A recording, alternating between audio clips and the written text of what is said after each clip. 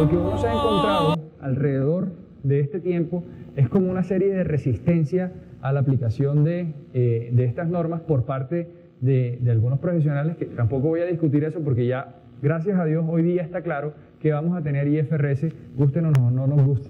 Porque no es un tema contable, es un tema económico. Yo esta mañana estaba mencionando que el tema de la economía nacional viene muy bien.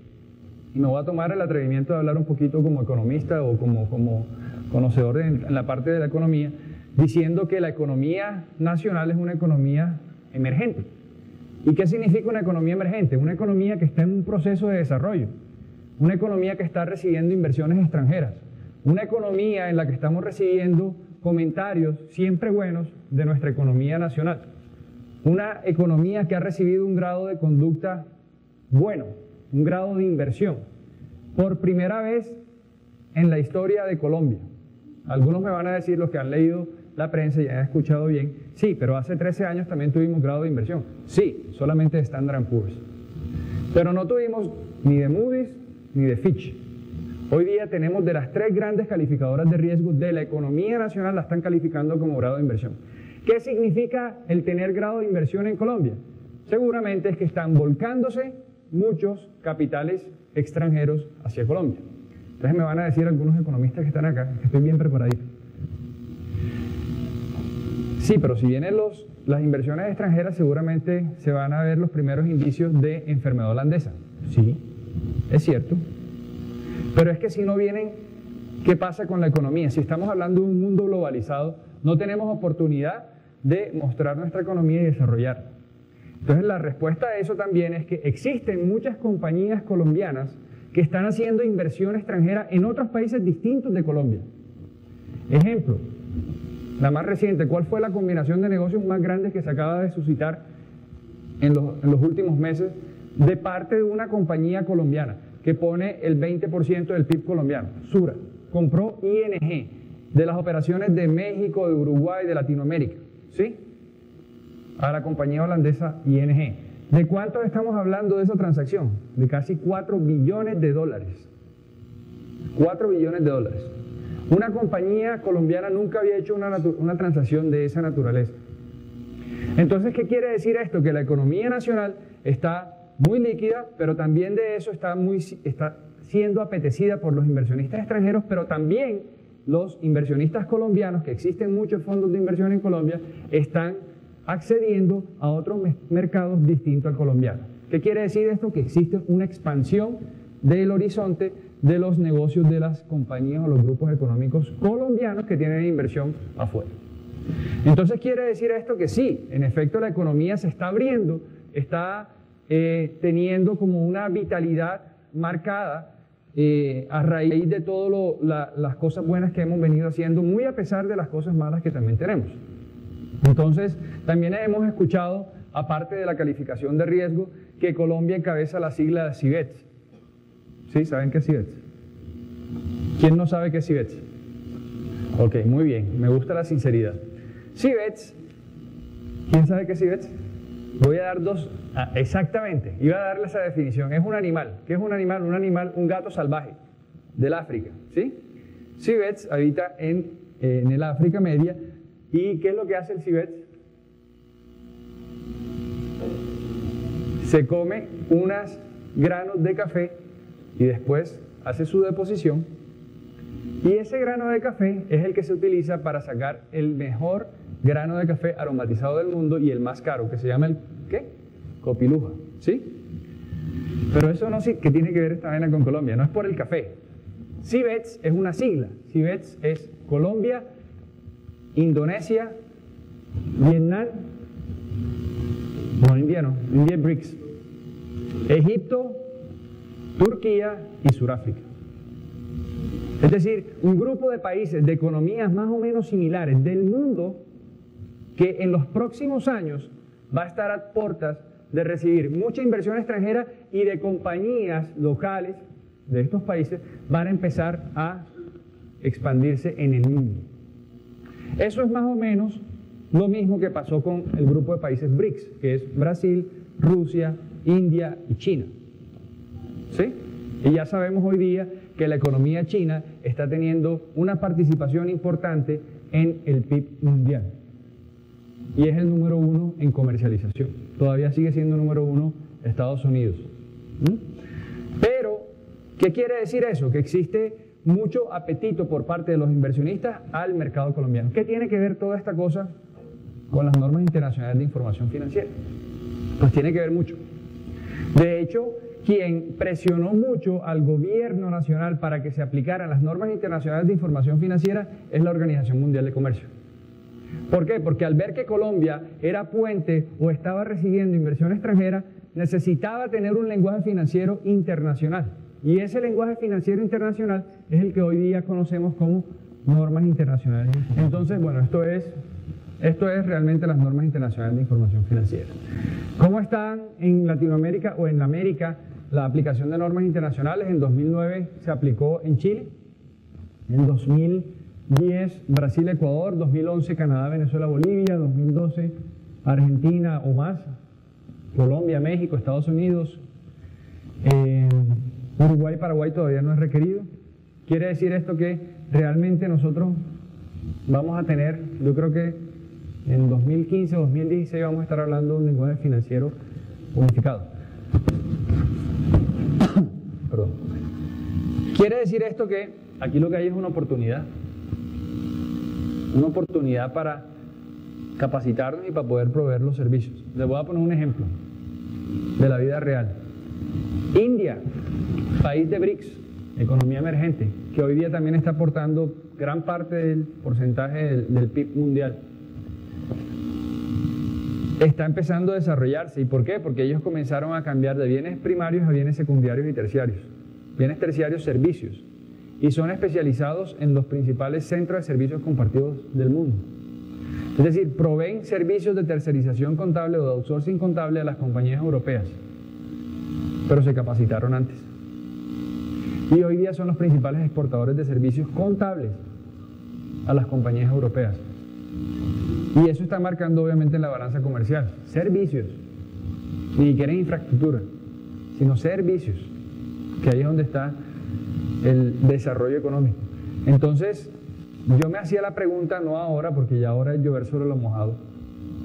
Hace unos 5 años, yo volví a Colombia en 2002, y desde esa época yo decía, hombre, qué chévere que Colombia se capacite o tenga contadores de escala mundial y comencemos a empezar a exportar servicios, por lo menos que cuando aplique esto en Colombia todos estemos preparados para poder soportar a las compañías en las conversiones.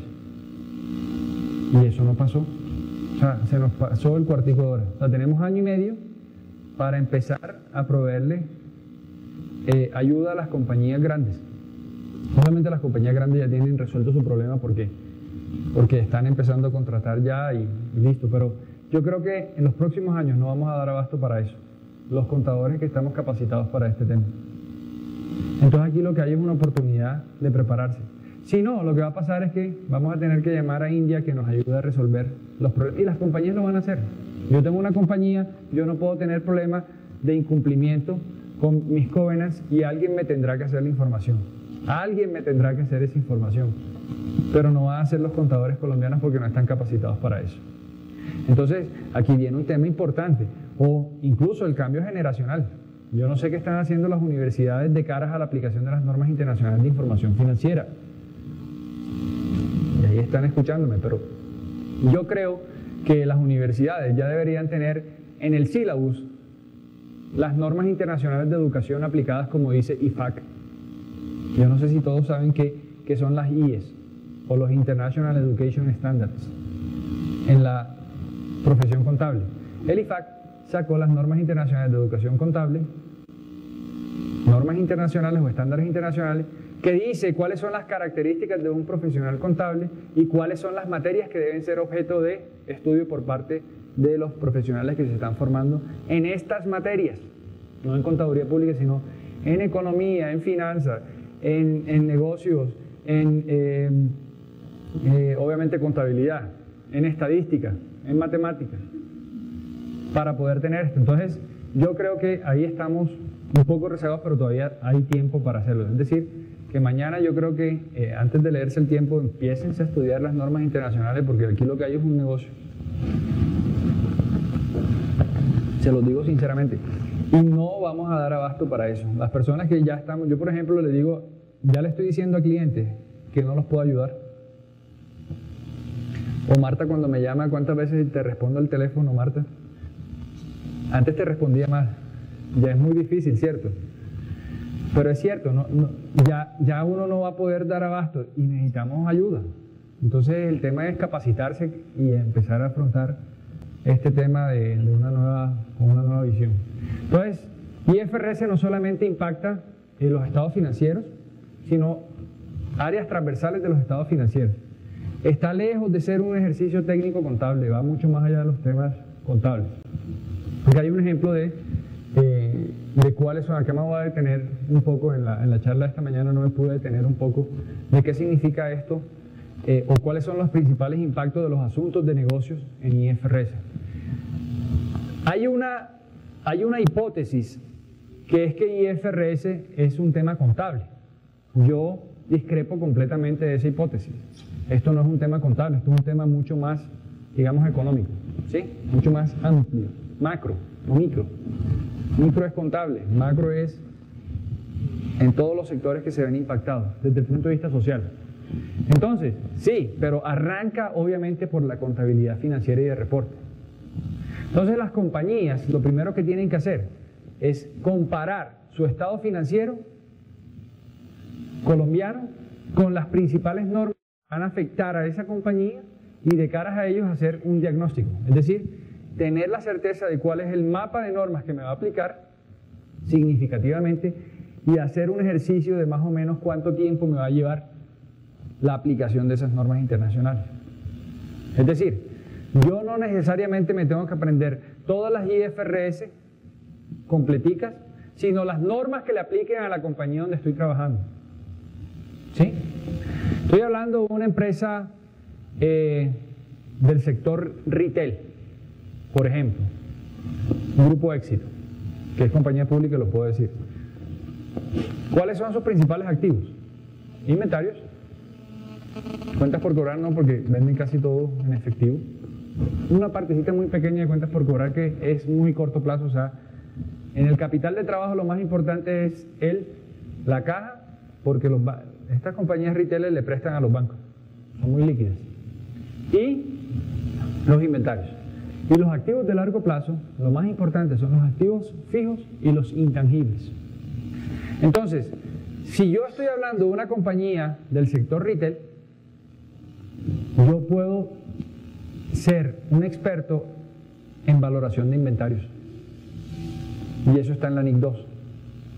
Y también debería ser experto en activos fijos o en propiedad, planta y equipo, que está en la NIC 16. Y también en la NIC 38. Pero cuando estoy leyéndome esas normas, me encuentro con temas relacionados, por ejemplo, como deterioro del valor de los activos, que es la NIC 36. Y cuando me estoy leyendo la NIC 36 y me hablan de que tengo una unidad de generación de efectivo y que en esa unidad de generación de efectivo tengo unos activos intangibles, tengo que leerme la NIC 38. Pero cuando me leo la NIC 38 encuentro que hay un activo que se llama el famoso goodwill. ¿Qué es el goodwill? Respóndame en coro, por favor. Díganme qué es el buen nombre. La posición de la marca. La posición de la marca. Eso es mentira. ¿Qué es una plusvalía? ¿Un mayor valor de qué? Aportado por la adquisición de negocio. O sea que, ¿cuál es la génesis de la plusvalía o del goodwill?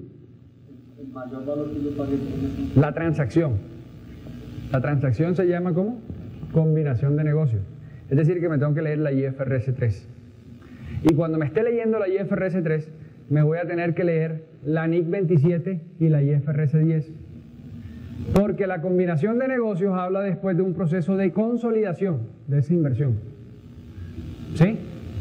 Y me dice, si no tengo control, según lo que dice la IFRS 10, nuevecita, sacada del horno, es que independientemente del porcentaje de participación económica, ojo Marta esto, si tengo el 40% puedo tener control de facto. y tengo que consolidar. Pero si no, o si tengo el 51% o el 60% y tengo un acuerdo entre accionistas y le dejo a la que tiene el 41% a que consolide o que se quede con el control, esa 41% consolida. Entonces, ¿qué hago? ¿Método de participación? ¿Qué norma sigo en método de participación? La NIC 28. Me toca leerme la NIC 28. Y también me habla de compañías que tienen entre el 20 y el 49%, pero que desisten del método de participación y se vuelven un instrumento financiero. Y la palabra clave, instrumento financiero, llega a la NIC 39. Y esos que han podido leer la NIC 39 se dan cuenta que es un ladrillo, ¿sí o no? Es más, dentro de instrumentos financieros existen 4 categorías de instrumentos financieros activos, a saber, cuentas por cobrar de largo plazo, inversiones mantenidas hasta el vencimiento, reconocidas al fair value a través de resultados y la categoría residual, que es disponible para la venta. Entonces tengo que saber en dónde voy a clasificar esas inversiones. Entonces, ¿qué quiere decir con lo que les estoy diciendo? Una compañía del sector retail. ¿Cuántas normas me tuve que aprender ahí? No todas, porque la de agricultura no la aplica, afortunadamente. Ni la de recursos naturales, la explotación